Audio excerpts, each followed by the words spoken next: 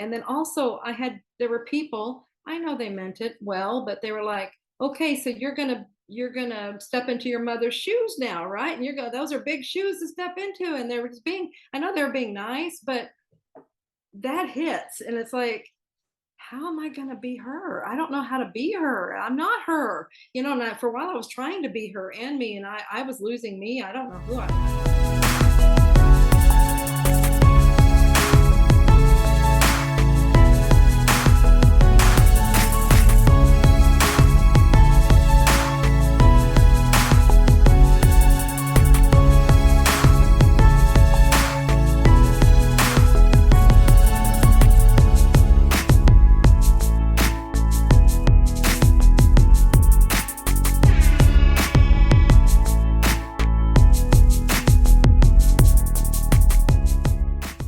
Hi, everyone. I'm Julia Cannon, and I'm on Your Superior Self. Julia, I can't Yeah. explain to you how honored I am to have you on the show. I'm a huge fan of yours, your mother's, QHHT. I'm really fascinated with the philosophy, the modality of hypnotherapy. I've had a bunch of QHHT practitioners on the show, and to cap it off with you here, um, really is just an amazing, amazing, amazing. I can't even say it enough. Amazing experience. So thank you so much for taking the time. Thank you. Thank you so much for having me. So I have to say, and I just told you this Mhm. off air, but I'll say it on air, is I can still like every night I listen to your metaphysical hour with my daughter when I'm putting her to bed, and listening to your mom and you talk about your travels all Yeah. over the world. Like, just have what was that like? I mean, Crazy. I mean, every country, you guys, it seems like you have been everywhere. Pretty much. There were a few places we hadn't been, but very few. We were, especially there was this 2-year period that was relentless. I mean, we were just going constantly. And that we kept joking, it's like this is what it's like to be a rock star. Let's just keep going. Because sometimes we were just moving one place to another and just staying very briefly. It's like just long enough to do the class or lecture or something, and then we were going on again. Hmm. It was crazy. It was wonderful though. What I love about traveling is meeting the people. The people are always so awesome.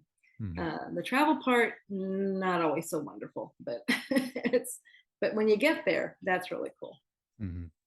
What's your favorite place to visit or Oh work? goodness, for you know, there's so many wonderful things, but probably one of my favorite places I've ever been, and ooh, now and then Hawaii's throwing up a very close competition here. It's going, wait a minute, what about me? And it really is. It gives it competition.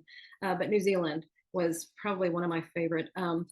And I was only able to be there just a few times, so I haven't been there as much Mhm. as I would like. But it's amazing. You're the Yeah. second person that I've heard that New Zealand has like surprisingly Hmm. come up as one of their favorite locations. Like, I've never thought of that, right? You and I have spoken to you're good friends with Blair Styra. Yes. I've spoken with him a couple of times, and he's going to come on the show, but he lives in New Zealand. And this is surprisingly the second time that I've heard that New Zealand is like fascinating. What is it about it that you really enjoyed? It's what I found, what it felt like was, and I haven't been to all of the United States yet, but what it felt like, which is interesting, was that they took the very best of the United States and put them all together, and that's New Zealand. Really? That's, yeah. Wow. Yeah. It's like all the really cool things that you love about the United States.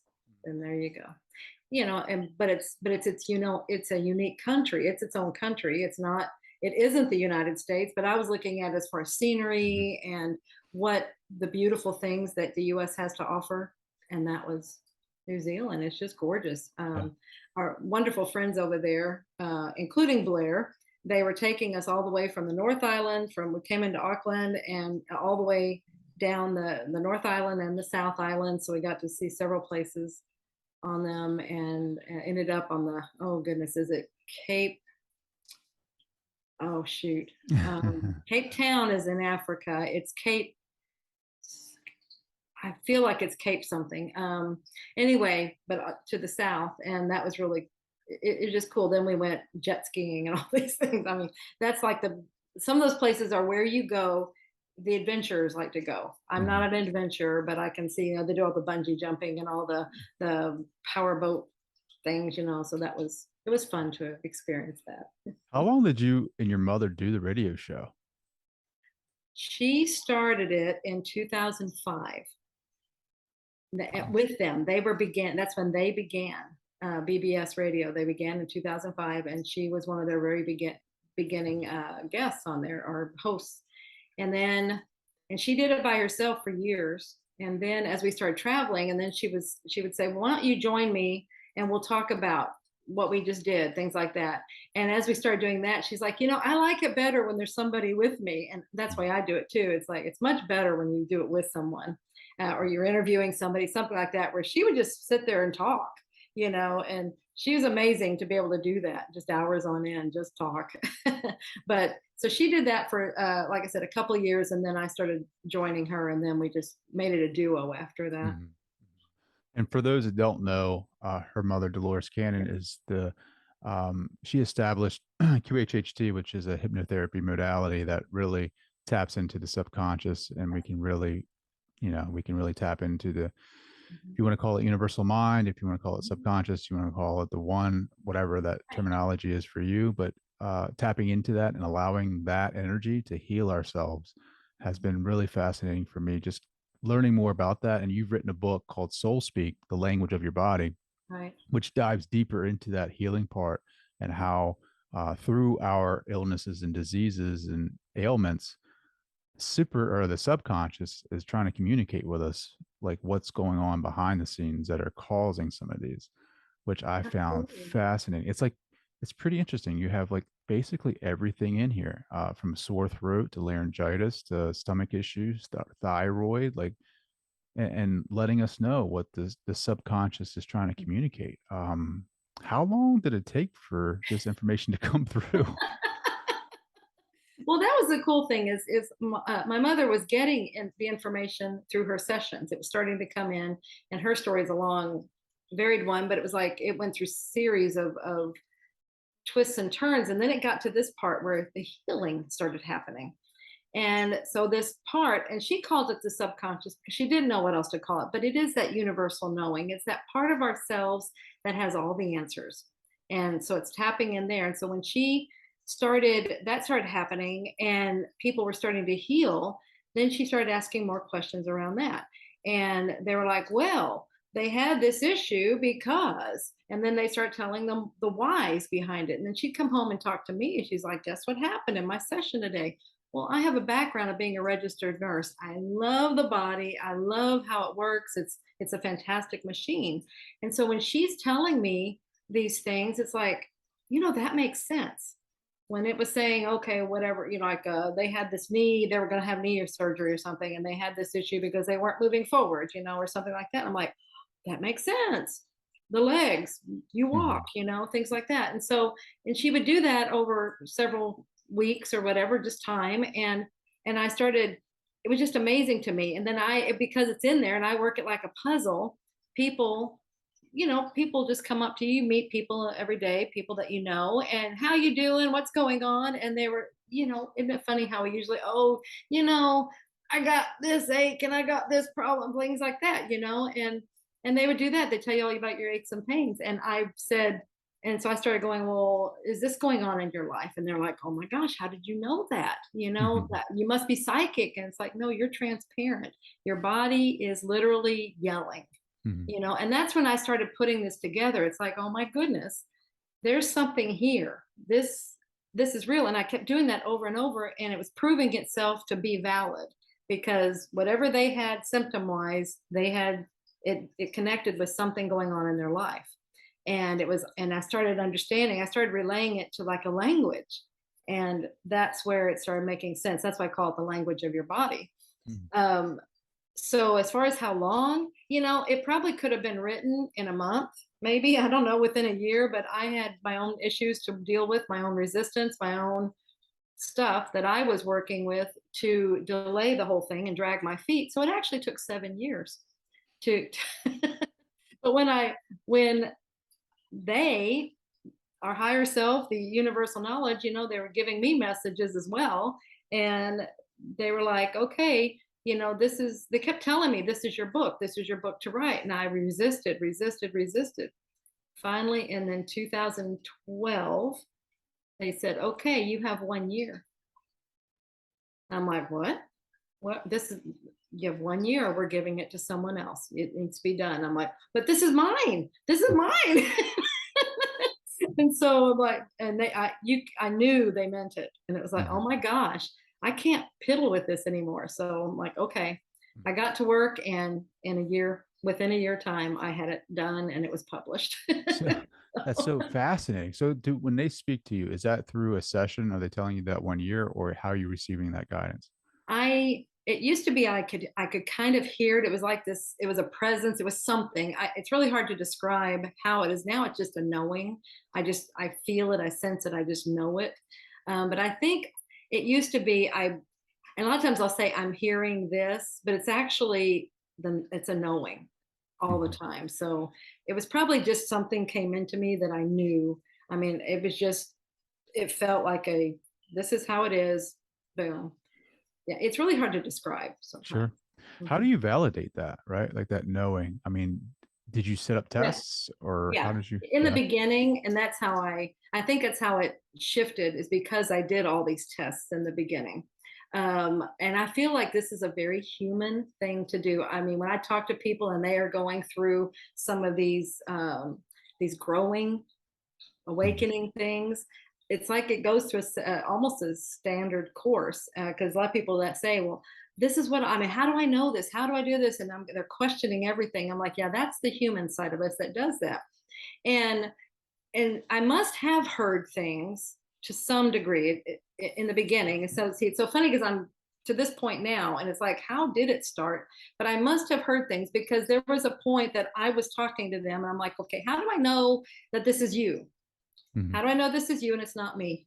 Not just me and my, conscious mind or whatever, me just being, happy to hear whatever. I'm just saying things because what some of the things I was hearing were really good.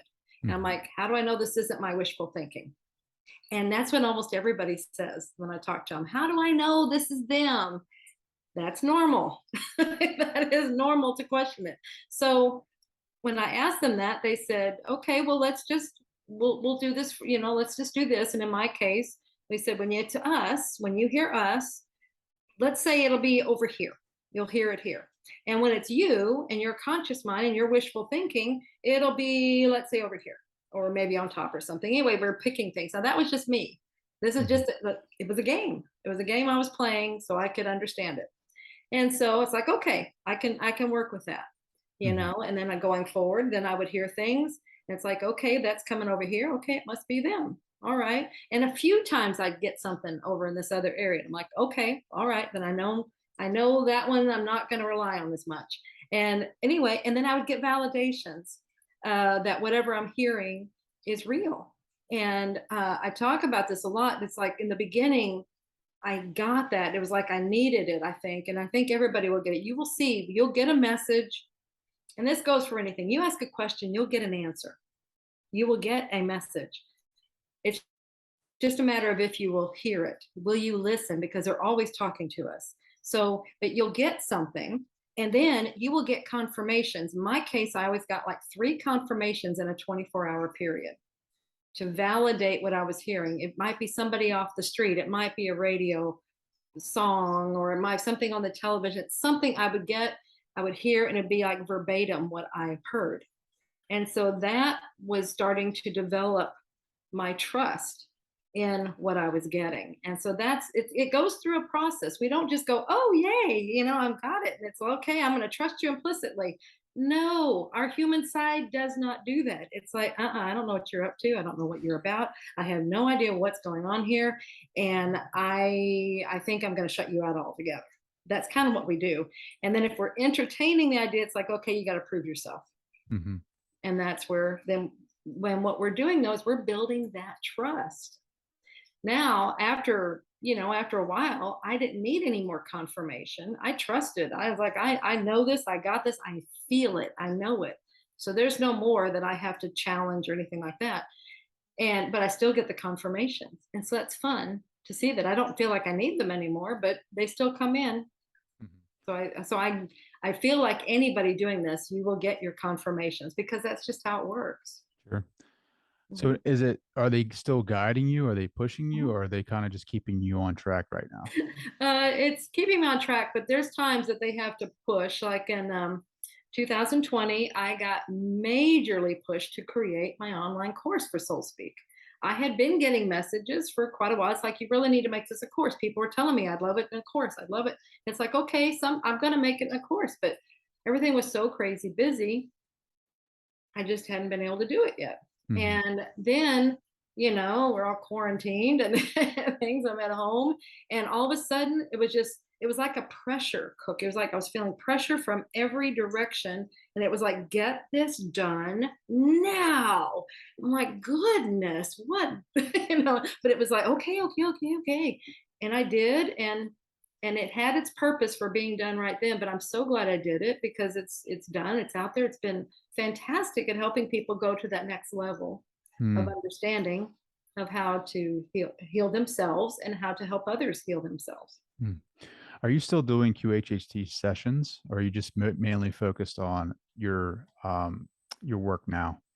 Well, I am teaching. I teach QHHT, and so we keep progressing in that and creating more courses, higher developed courses, and going from there. And so I do that work as well as the Soul Speak work. So that's where my energy is. I don't do the sessions. We have so many wonderful practitioners trained for that. Hmm. Uh, I love it. I think the website is very beneficial for those who are very curious about that. So if someone's listening now and you want to head over to QHHT, there's a directory where you can find local or people that are located in the United States and worldwide, I do believe, that are. Worldwide, it's everywhere. We have practitioners, thousands of practitioners all over the world. And what we encourage you to do if you're looking for a practitioner is look in the area that you are willing to travel. How far are you willing to go? And look there and see who resonates with you.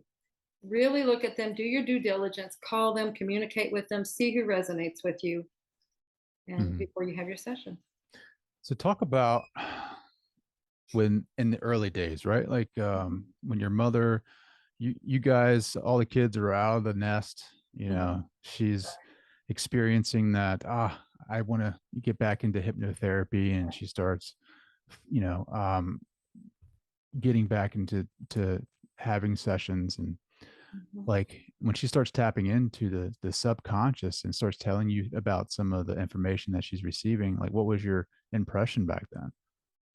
Well, that didn't come for a while. Her first, back then, when she was first getting into it, that was years. It was just history, just going to other lives and meeting these really interesting characters and getting that information and seeing a whole different view of history.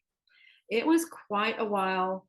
We had to go through the ETs and all of that phenomenon before we got to the part of this other part that knows everything. And so we're talking years it went. So it was a gradual developing, which is what she had to have as well. It wasn't like we can give you the whole ball Hmm. of wax right off the beginning. And so um, the beginning, I was in my life, I was nursing and in another state. But we would get together, we were always talking on the phone, and she was like, oh my gosh, guess what happened today? It was always that, guess what happened today? And we would talk about it. And it was just fascinating. And then when it started branching into this higher knowledge, by then I was now working for the company. I was here because my life took a dramatic shift, and then and that's what wanted me. My universe wanted me here. So now I'm doing that, and so then she's coming in and she's talking about what she's being told, and it was amazing. One of the funny things is she started getting, because the convoluted universe book started coming out, and that was this information that was coming from this broad area of information. And as she kept, she'd get further and further into it. But she was always coming in and talking to me about what happened. And I remember sitting there and I'm just like nodding because it sounds familiar. It's like there's something about this I get. And I'm nodding. And she's like, no, this is new stuff. You don't know it. And I'm like, I'm just nodding because it's familiar. And she's like, you're supposed to be in awe. You're supposed to be, I wasn't giving her the right reaction, but I'm just like, this is familiar. I know this. Well, and that's what people say when they read the books. It's like, I don't understand it necessarily, but there's something about it that's familiar. Mhm. So that's that part of us that we're connecting with that does have that information where we came from, something. That's Mhm. what this is all about. It's about remembering. Did she So, struggle with that at the very beginning? Like just trying to mhm, like especially with the ETs, right? Like mhm. um she seems so like she was very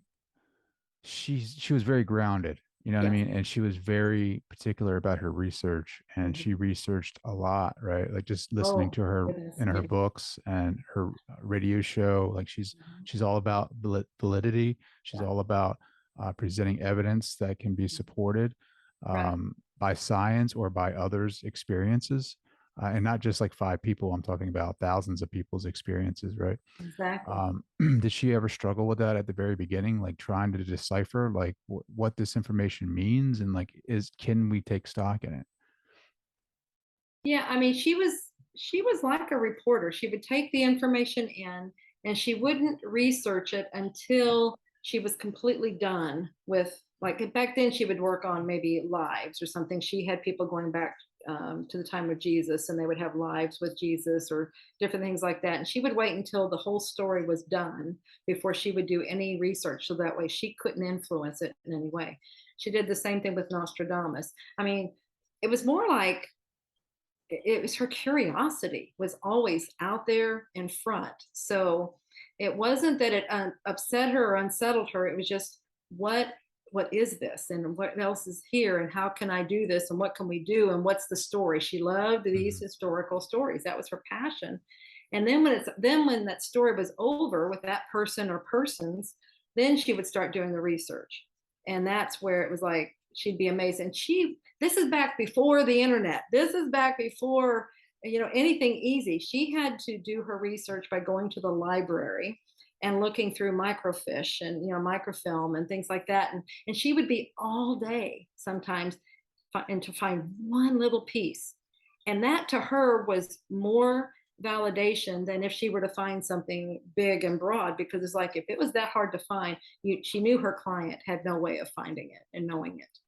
Yeah, she would It- write stories about writing letters to historical societies and yes. you know to city facilities asking for historical Right. documents, like, and that takes time. Like that's not It takes something you, time. Yes. like now it's a Google search, like to your point. And she was actually sending letters back in the day to Mhm. historical societies trying to get information and documents on people that came up in past life regressions. Like, I mean, Right. that's real reason. Like she literally was a reporter, like She would gathering exactly. support. Mhm. Yeah. It's amazing. Yeah, that's what she would call herself, the researcher. Let's see here. The oh gosh. She had it like it was almost like a tagline. Research reporter of lost information or lost Yeah, lost knowledge. knowledge. The reporter, the researcher of lost knowledge, but there's another piece to it. But anyway, that's the gist of it. Yeah. When I listen to the show tonight, she'll say it, and I'm like, oh, there it was. Yep. Yeah, Yeah. exactly. Um, yeah, it does feel right. It's like a remembrance. It's like but there is the beliefs that we have, like we grow up in society and we're ingrained in these belief systems. Like right now what I think you're seeing a lot of is the old patriarchal model crushing on its head right now, especially in Iran. It's the feminine's coming up. Mhm. You know, the feminine is coming up, and we're seeing it. And our models are, like I said, it's collapsing. Like Mhm. why people don't want to keep going to work is because of that patriarchal model that's in your office about you have to be the best, you have to be cutthroat, you have to do this, and that to get ahead. And it's like Not anymore. nobody wants to do that anymore. Nobody wants to, No. they want to be home with a family. They want to be they want to be open, they want to be more empathetic, they want to feel the feelings, they want to communicate more, they want to, it just like my daughter has she's been struggling with soccer just because like of the competition aspect of it. Like Oh, yeah. like she's bumping up against that. And Wow. sometimes it's like, well, why are we doing this? Like, why are Mhm. we putting them through that when that model is busted? And Good like, point. I feel myself too. Like, it's just like, as a father, as a husband, it's like, Mhm. I've been raised in a society, in a model, and no fault to anyone that my family members, but it's like that's how we were all raised, and now it's crushing and we don't know how to adapt. It's like we're all kind of like our belief systems are being yanked out from underneath us, and then you go and you listen to Convoluted Universe, right? Like I'm on book 2, and it's like, wow, like that just totally makes sense. I don't know if that rant makes sense to you at all, but Absolutely. Absolutely. And thank you for calling it a rant. That's what I call mine. I'm like, does anybody understand this when I do this? I try to Yes. like communicate, like I just feel it. I can see Mhm. it, right? It's just communicating that. It's like Mhm. I just hope that other people see it because you don't want to go to work anymore because you keep going in there and you feel the resistance, you feel the competitiveness, you feel yourself going up against a wall of like you don't want to be told what to do anymore. You don't want to be there is no communication. You're starting to like wonder, why am I feeling like this? Why do I want to spend more time with my family? Why do I want to spend more time in nature? Why do I want to spend more time talking to my friends and family and Mhm. being open? It's the feminine. It's like being open. It's being, receptive and taking in all of that Mhm. good energy vibes that are starting to come up. Absolutely. Yeah, I mean, we went through a great reset there. That's what I call it. It was like the whole thing just shifted, and we're not in alignment with that other anymore. It just isn't. And when we were secluded with our alone or with our closest family, it shifted everything, and it did. It showed you other ways that things can be done. And so then now to try and go back, that's going backwards. And that's what we feel, I think. It's like we don't ever go backwards. We always go forward. Mhm. So, Is that uh, like the new earth that you talk so much about? Is that like the vibrations raising to um mhm. for society, for the world to start really transforming?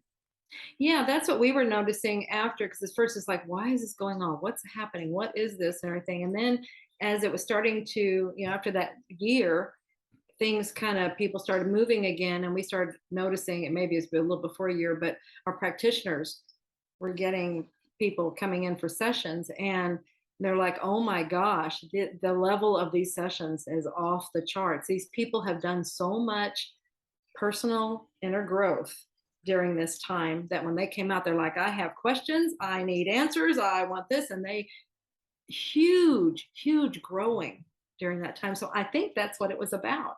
Like I say, it's like a reset. It's like we were so off course, I guess. And it's like, no, we got to get back here.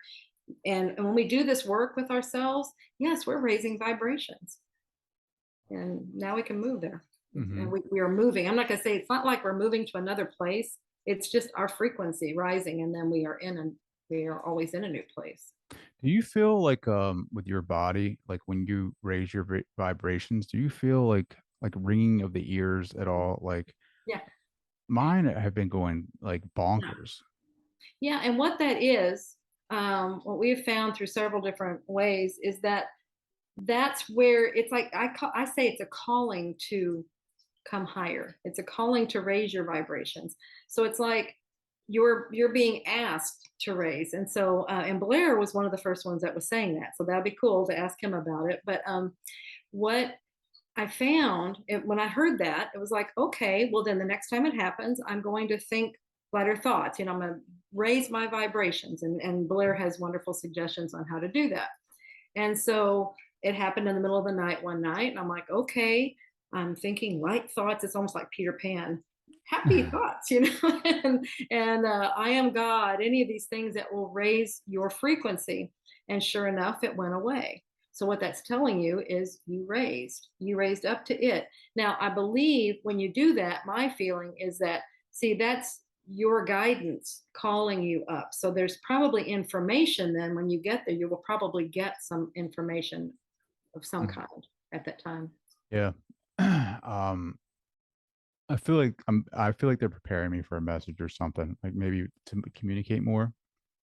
Because I definitely feel a difference, even in my body. Like if I get into that I am space, like Mhm. I can feel my body. I don't know if it's adjustments or something happening. Like my body doesn't feel the same. It's like the vibrations like Mhm. start getting a little faster in frequency, and it's like sometimes it can be painful sometimes, like because you know what I mean, like the tinglingness in your Right. fingers and legs. Right. Yeah. The body's got to catch up. It's happening. It's in different layers, different parts. We have our mental and our emotional and our physical. And then there's probably other things. And this is what I'm kind of getting the feeling of. I get visuals too. So that's part of this knowing. I'll get some kind of a visual and I'm trying to interpret it. Um, but I have known for quite a while, a lot of times the body is just trying to catch up. It's like there's a part of us, the frequency is raising, and now the body's just trying to do its thing. And so that's where we get some of these issues, is that there's just a little bit of a gap. It's not much, it's just the body's just trying to get Mhm. there. Did you struggle in your development, right? When we say when I say I am God, like Hmm. did you at first have like were you um did you hit that wall of like your old beliefs saying I'm not God, right? Like I'm not that. That would have been way back there, but I had some really good teachers. Shirley MacLaine is in my lifetime of where she had those struggles, and I saw that movie and I saw that book, and I read that book, and I have met her and I've been with her and she's talked about these things. So I had all of that to help me to realize it's perfectly fine to say that. It makes total sense to say that, because, and then, so that would have been way back there when I'm dealing, if I would have heard it the first time, probably, or when I heard it the first time, then I might have gone, I don't understand this. But as I kept hearing it, it made total sense. And then also, in the QHHT, um, I was given a drawing by them to draw for level one, and it explains how this part of us that has all this information, it's also in soul speak, it's that part of us and how we're connected to it, and how that is such an accurate statement. And we can say that we are God because in this picture shows you exactly how it's valid. And I'm like, well, of course it does. Yes, this is how we can say that, and this is why we can say it.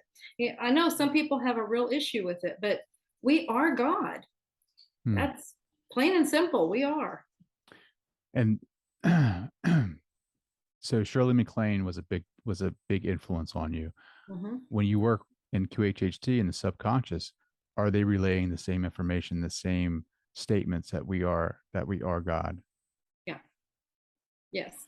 Yeah, they are. It's that we are great creators. We are, like I said, that we're part of the all. It's always you are part of the I am. And in many sessions, people are taken back to that, to the source, and to shown how they come from the source. So if you are from the source, you are a part of it. It is a part of you. So this is who you are. How do they describe the source, the original Mm. source? It's usually a very bright light. When they say it's a bright light, we go, okay, it's probably where they are, and full of love. It's so much love. It's overwhelming love. And they feel like they're part of everything, but yet they still know who they are, but Mhm. it's like there's like a community that they are one with. And it's always that oneness thing. So this is where the I am all, and the one comes into play. But it's such an overwhelming love that they usually start crying. So Wow. those are like some of the key things that we see. Hmm.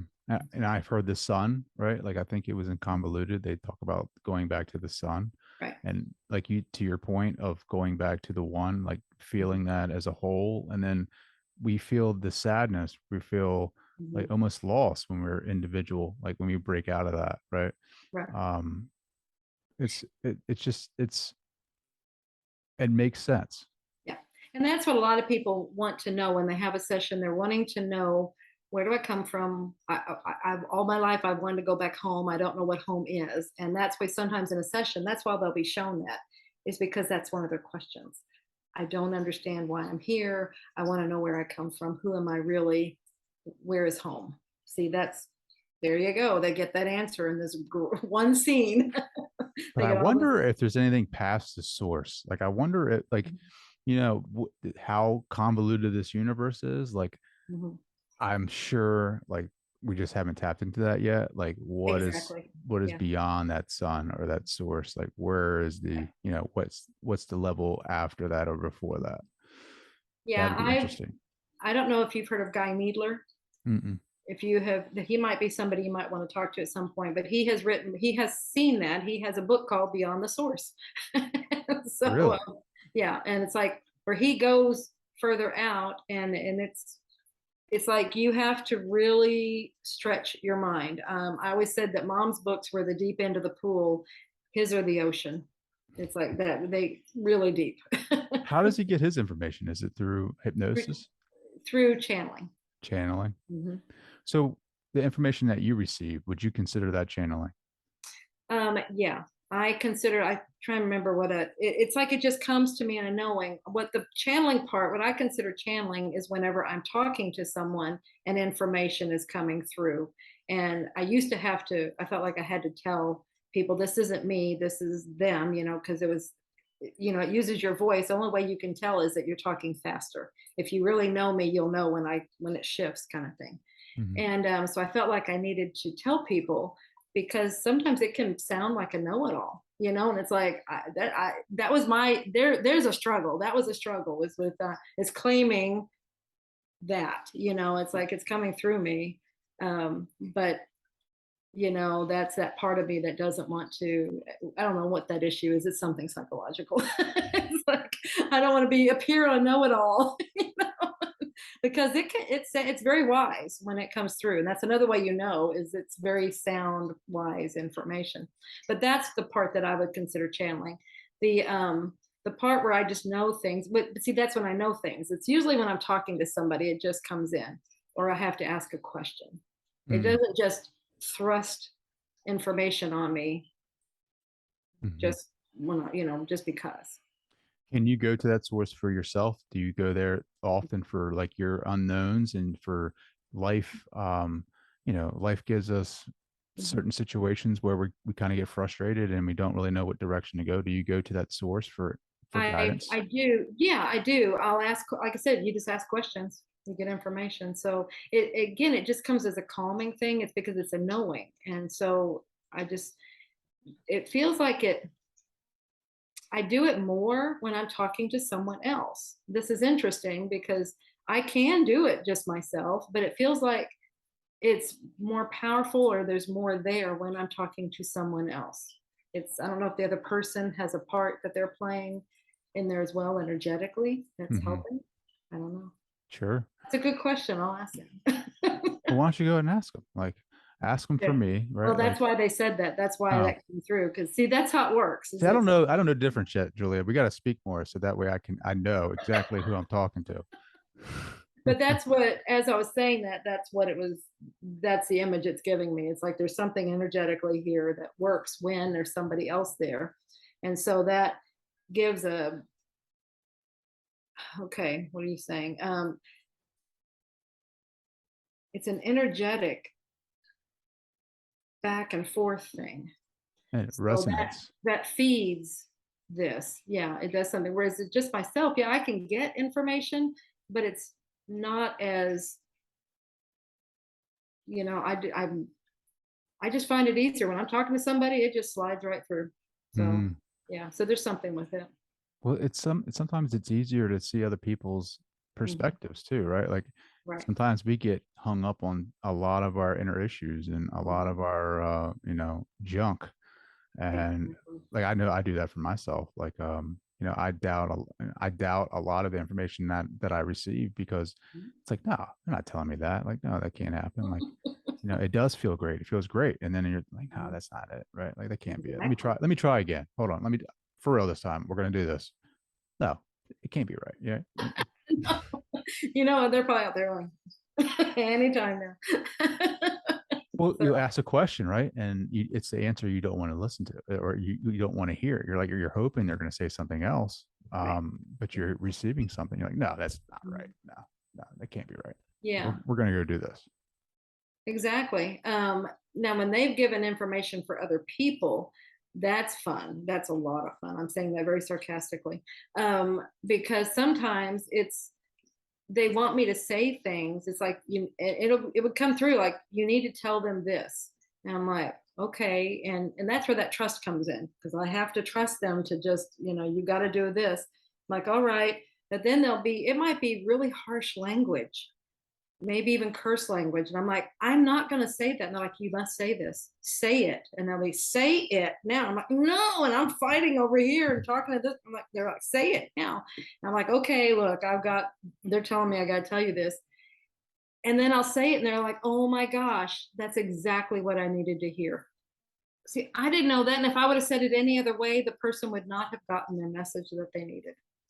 Oh, And so it's a matter, I've learned to trust it. It's, the first, I still once in a while, if they ask me to do something really crazy, I will debate for a while. But usually, I made an agreement early on when this started happening. I said, okay, I will deliver.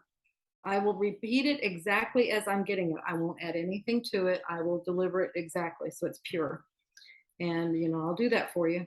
So that's what happens. And then mhm. when I debate them, I'm not going to say that. You must say it. So, see, I made an agreement and I still want to back out on it. Right? Yeah. I guess I mean you gotta honor the agreement, even if you're in, whatever situation, social situation, you gotta, unleash it, Exactly. because they might need to hear it exactly the way that you put it or state it. We all need a slap to the back of the head sometimes, just to kind of knock us out of that trance. Right. Um, mm, I just do QHHT, like a lot of the practitioners do they develop these skills psychically when they start practicing for like a long time, like some of the level And threes? yeah, when this starts happening, this happens. My opinion, and it's supported, is when you have the sessions themselves. It's not some. I mean, you're doing great works by being a practitioner and helping others to get their answers.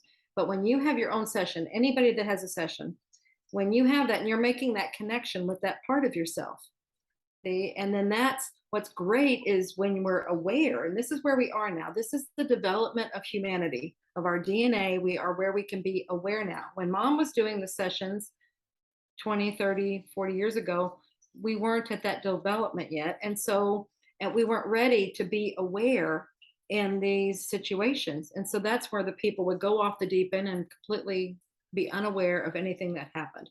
They felt like they were asleep.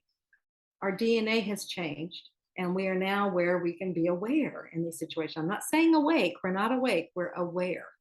And we're aware that we're here and laying here and talking to the practitioner, but they're aware that we're in this room. And then we're also aware of being in another dimension, another, universe, another world, or connected to this higher part of ourselves. So see, that's what they want. They have come through and they have said, this is what we want because this is how you develop. When you make that contact with us and you make it consciously by being aware, then when you're awake, you know what it felt like and you can make that connection easier. And you'll trust it because you've made it before. Now, what's so important about having that connection? Like what I do, anybody can do this. Anybody can do this, and this is where we're going, is we are learning to trust our own information, the answers that we have within. And I'm getting the buzzing all over my body, because so long we have been giving all of our power away by going to others outside of ourselves to tell us what's right for us, to tell us our answers. Who knows us better than anybody? Who knows what we have going on? Who knows our answers better than we do? And that's what they want us to do. Go to your own internal answers. Rely and trust on yourself. Stop giving all your trust to everybody else out there. Mm, All your trust and your power. It's really the power. It's like this is about taking the power back.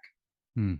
Yeah, I call it outsourcing God, right? Like we do it all the time. Like, which I think there is a need for that to some extent, right? Like you need to build a foundation or Mhm. whatever resonates with you, but to a certain degree, like you're not going to find any more information. Like once you hit a certain point, Right. now it's time for you to turn inward and Yeah. really dive into what you're, who you are, like know Right. thyself. And the only Absolutely. way you're going to do that is through meditation and like really deep listening. Right. Yeah, you make that connection, and then it's really cool. I mean, then you'll start hearing or whatever, feeling something. You'll know things and not know why you know them or how you know them, and that's where that's building that. It's a muscle. Psychic abilities is a muscle, but we all have it, and it's just a matter of connecting it and trusting it, allowing it, and then continue to build it. Sure. Just strengthen it, and as it gets stronger, the easier it is to do. And then that's when it's just integrated, and you just know things, and okay, and you don't need proof anymore. What do It's just you, all right. So I love just connecting with your energy. Like I just love having conversations with you, Julia. What do you know about me? Like what are they saying about, do you get like a sense like about me and like with QHHT, like my interest in it? Like are they giving you any guidance on that? ask me questions, talk to me, and ask. And this is how it usually works. I don't just do a reading on somebody, something like that. It's like, as you talk to me, if there's information, they will deliver it. Sure. So how do I step more into that God power so that I can recreate my reality? Keep going.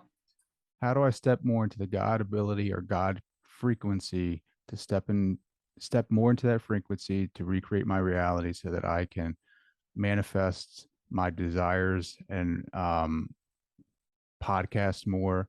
I can do QHHT sessions. I can live a life that is truly aligned with my heart's desires. Mm. Okay, what I'm getting is that you're already doing it. Just trust it. You already have you have an idea, and so go with that. You're already on that path. So what you're thinking, Nice. and I don't know what it is, but it's like it's surrounded by what you just asked. But it feels like you're in alignment with it already. And how do I end up in Hawaii? You come to the reunion. You come to the reunion in February that we're having. Wow. What is the We're reunion? about to announce it. Oh, wow. Well, it's funny because like I feel like I'm receiving guidance from your mom, right? Like Mm, I visualize her and she's speaking to me and the way she mhm, speaks to me. mm. It's like she calls me Mr. Downs, like not in a serious way, but Mr. Downs, how are you doing today? Kind of thing. And like she's the one, like before we spoke, like Mhm, when I was in LA, we had that conversation and she mhm, was like, she said, ask Julia, about the scholarship, right? For QHHT. And I'm like, stop, what?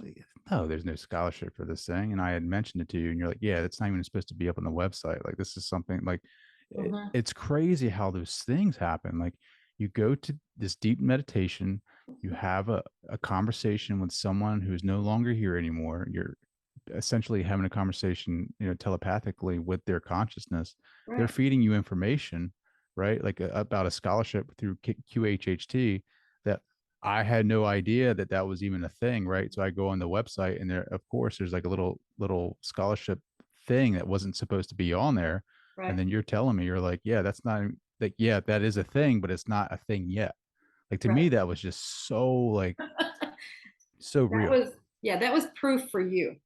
And sometimes we need proof, and that's where things like that will happen. Is you need a body of evidence. You need proof. That's fine. It's okay. It just has see that's part of what you're manifesting to help you know that you're on the right track. It's so, but I love that stuff, right? But Mhm, it's like how the one thing that's frustrating about being a human is like you need reassurance like that constantly, right? Like that to me right there is a big like mhm, firework, right? Like that's a mhm. wow, that's Yeah, validation that you're really communicating with consciousness, human consciousness, communicating with Dolores Cannon, and right. then validation through you and our conversation, and then it's like 3 weeks go by, right? And then Mhm. you're like kind of like, huh, I don't well, know. yeah, what am I doing? I don't know. I don't know. Was that real? Was I making it up? Like, so that's like that's the Mhm. frustrating part, right? Just being human being and That's not, yeah, that's the human part. That's that old conscious mind just doing his job, just doing its job. It's just they're protecting. It's always building that buffer and everything. And it's like, oh, it wasn't anything, and we believe it. And that's, mom always had the term, she always called that Mr. Stupid. Not meaning it facetiously, but just meaning it in the way that that part of us thinks it knows everything. Conscious mind thinks it knows everything because it's doing a lot of work, for the body and for our world and everything. But it doesn't know anything when you put it in the grand perspective of what is really going on. And when it tries to control that, that's where it's like, you're being kind of silly here because you're trying to control something that you know nothing about. And that's where this was another thing I had to learn, was how to cooperate with the conscious mind. Because as this part was starting to develop, the conscious mind's going, I don't know. When I, like one of the first sessions, it's like, no, you saw this on a movie. You're making this entire thing up. It's, oh, you're just chattering away. I'm like, God, and so finally I got to where I could just talk to it. And I'm like, look, what have we got to lose? Let's just play the game. Let's just see what happens. And it was like, okay, as long as you're going to look at it that way, then fine, we can do that. And so then it would calm down. And then when we get to that subconscious part of the SC, we call it, then it's like, oh, wait a minute, I don't know about this. I think they're going to come in and try to take over. And so we'd try to put up a little fight there. And it's like, well, wait, let's just see what they got to say. What is it going to hurt? Mhm. And then it started going, hey, this is kind of cool stuff. This is interesting. So that's where you're gaining the cooperation. And that's what you want. You want the cooperation with the conscious mind. And this is how they showed it to me. Rather than conscious mind, get out of here, and conscious mind coming back and going, no, big daddy, you get out of here. I'm the boss, and you have a fight. Okay. And that's where we get some of this, why am I not doing this? But if you work with the conscious mind and just say, hey, let's just see what we're doing here. Let's just play the game. If it looks at it as a game, then it's like, okay, well, there's no harm, there's no threat. Then you've got the two working together, and this is what they showed me. Then this is rising. Now, what does that look like? Maybe rise in frequency? I don't know, maybe. You have a way of like just making it make sense. Like you have a gift, a true gift, right? Oh, thank you. Um, to just kind of communicating that, and just resonating with Well, you know that's a lot of it. They give it to me that way. I was told that this is one of the things I'm here for, is to kind of break down complex situations and things into very easy to understand things. But they also give me pictures, because I understand pictures. So they give me a lot of visuals. They give me a lot of pictures. And I think that helps because that breaks it down for me. So then I can interpret it and break it down. Mm. I have to ask you this, right? Because Paul Williams is a friend of mine, and I saw a clip of you on his show or his Instagram, and it was talking about after your mother passed, and your identity after that. And Yeah. it was so deep and meaningful for me. I really wonder, like, if you could just give me some insight on that, like your struggles after she passed, and like where QHHT was going and where you were going as Julia Cannon. Yeah. I didn't know who Julia Cannon was. I had been helping my mother. I've been working with her for 10 years at that point, side by side with her, or in the room somehow. I was in the back of the room doing things, or as later I was up on the front with her teaching side by side. And I was, as I saw it later, it was almost like I was in, like, protected under her skirt kind of thing. I was in her, it wasn't like a shadow, but I was just enveloped in her aura and her, what she was doing. So I was there assisting her all the time. Well, then now she was gone and I'm out here in front, and I'm like, I don't know what to do. And when mom and I worked together, we were partners. We were a couple. We were a duo. We had a real symbiotic relationship that we played off of each other. We knew what the other was thinking all the time, what we were getting ready to do, all those things. So it was a really cool bond. And then now that part is gone, and I'm like, I've got to figure out how I work this and how I be her and me. And and then also there were people, I know they meant it well, but they were like, okay, so you're gonna step into your mother's shoes now, right? And those are big shoes to step into. And they were just being, I know they were being nice, but that hits. And it's like, how am I going to be her? I don't know how to be her. I'm not her. And for a while I was trying to be her and me, and I was losing me. I don't know who I was. And so it took a while. It took longer than I thought it would. But I talked to other people that have gone through things, and they're like, no, it takes a while. It takes a while to work through a parent's death or any significant other, to work through their passing and to kind of rework who you are within the world. And so now it's like there's a different, she's here, but it's in a different capacity. We still work together, but it's different. I know she's around. Well, I can feel her, but I don't know if you just felt that. So, but anyway, but it took me a while to figure out who I was, what I wanted, and what I was going to do. And that's where I feel like then the pressure cooker came on for Soul Speak in 2020. See, that's 6 years. I see yeah, 6 years later. So that's when I kind of really started stepping out. 6 years, and that Mm. I'm here. That's not unusual. Mhm.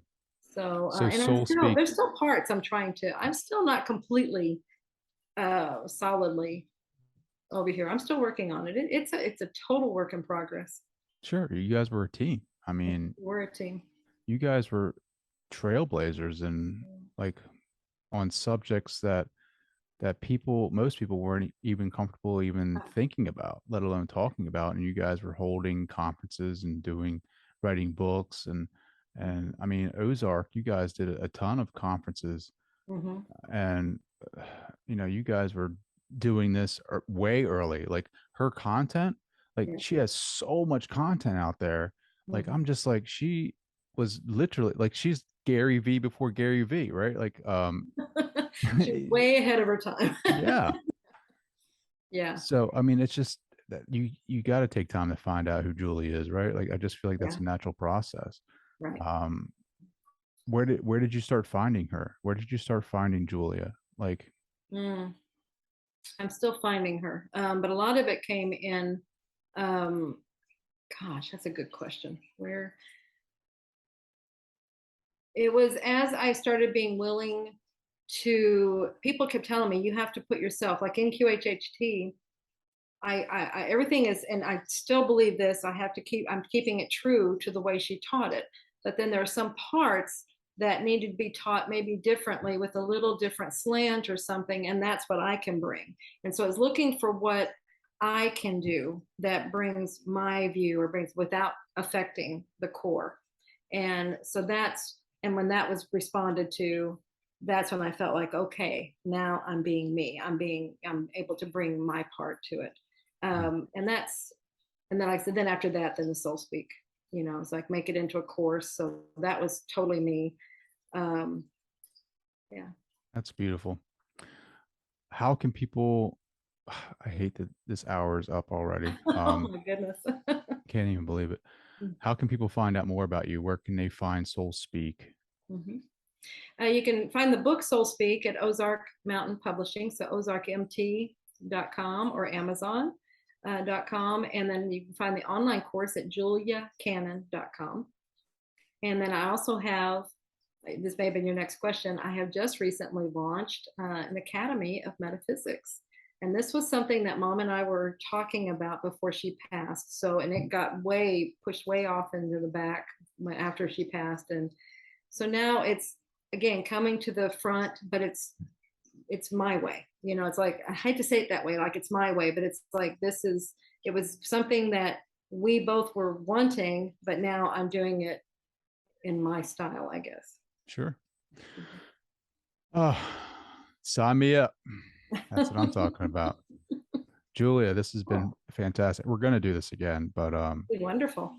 I love everything that you're about, and I can't thank you enough for the work and putting this stuff out there, writing the books and the classes and everything that you do. Thank you. Thank you so much. And thank you for having me on. It's been a true pleasure and so good getting to know you more.